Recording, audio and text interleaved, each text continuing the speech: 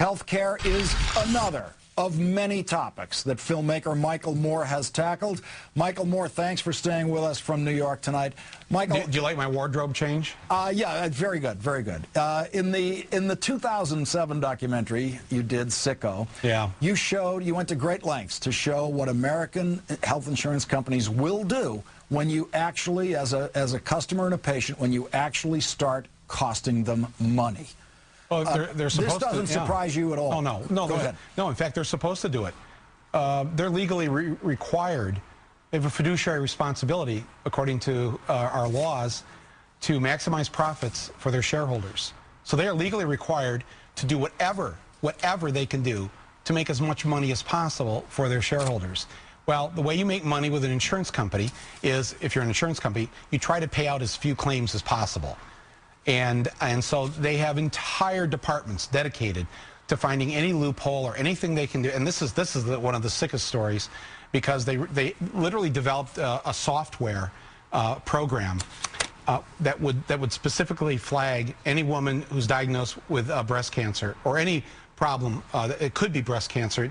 It was flagged, and then they have a whole team of people then that start to look for ways to drop this woman. They don't really want to come out and say it's, we're getting rid of her because she's got breast cancer. It's kind of crass.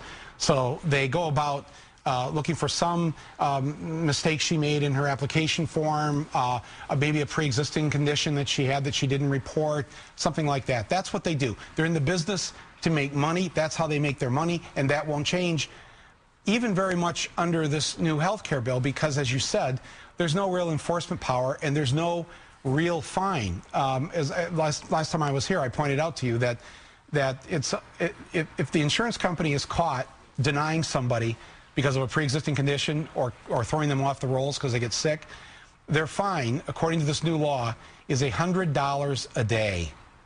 $100. That's now. Do you think they're going to take the fine, or do you think they're going to pay out thousands of dollars to help you if you have cancer? I think they're probably going to take the fine, and then there's no police action on the part of the American people, because there's no regulatory, no committee, no nothing that's going to go after them when they do this. And can I just point out something else, Larry?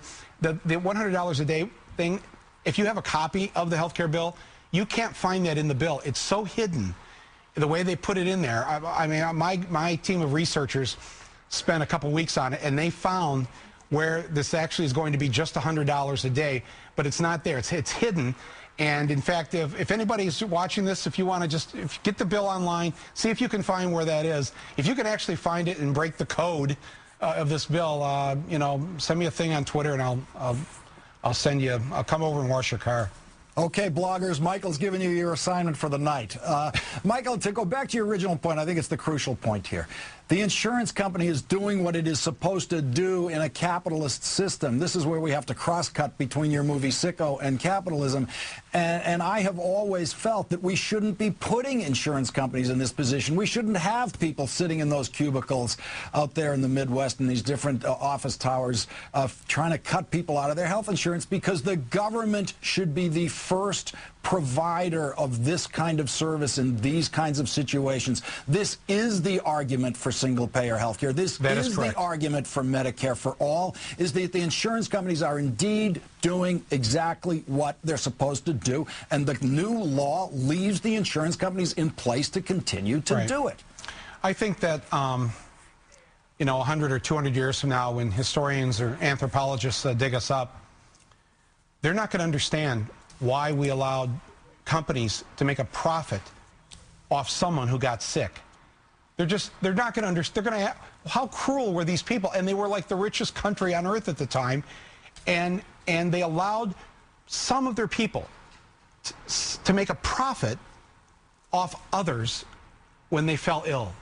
They won't understand it. We're gonna look as crazy and demented as we look back on, hundreds of years ago when people did cruel things, or when they put leeches on their bodies to heal themselves or whatever. We thought they were crazy. Well, that's what they're going to think of us, that we allow this to continue.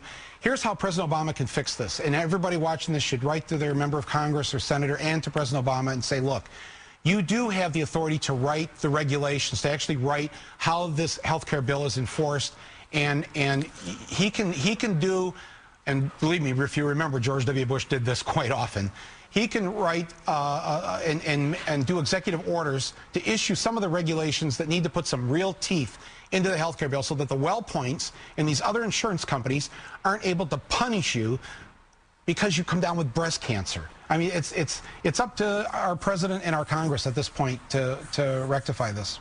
And Michael, we have a new Republican idea this week coming out of the Nevada Senate campaign. Harry Reid's Republican opponent in Nevada says that if you're having trouble affording health care, it is perfectly reasonable to barter with your doctor. She actually specifically suggested you could possibly bring a chicken for your doctor. She was offered an opportunity, repeated opportunities to back down, to say, well, I didn't mean it literally. She means it literally. She is, I guess, showing us the Wild West idea about what health care reform should be, go back to a barter system. Well, you know, I think if we go to chickens in order to pay the doctor, who's going to want to go to the doctor's office when it's full of chickens? I mean, I don't know if you've ever cleaned out a chicken coop, but man, that's the last thing you want are a lot of chickens around.